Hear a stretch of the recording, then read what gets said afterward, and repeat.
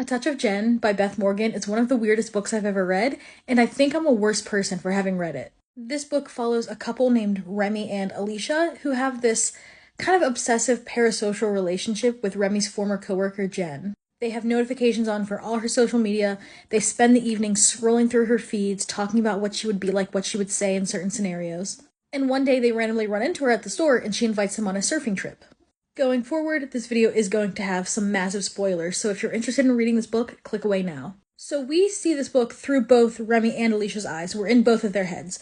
However, Alicia dies 50% of the way through the book, and it seemingly comes out of nowhere. The surf trip goes badly, and she dies shortly after that as she's trying to kind of transform herself into Jen. Like, she gets a new job and has the people at her new job call her Jen. She's wearing one of Jen's sweaters. It's really weird.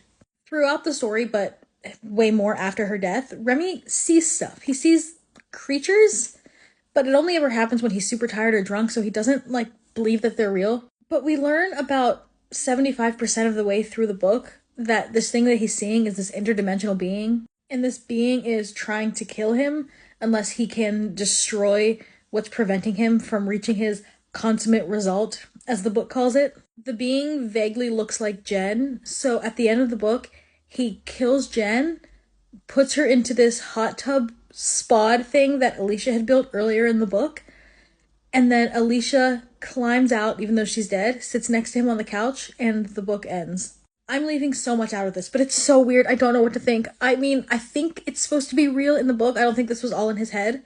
I will say, though, despite the insane weirdness of this book, it was hilarious. It was genuinely funny. I highlighted so many passages in this book, which I never do. I really wasn't expecting this story to be a creature feature, but here we are, I guess. If anybody has read this, can you please explain this to me? I am so confused. I don't know what to think about this book.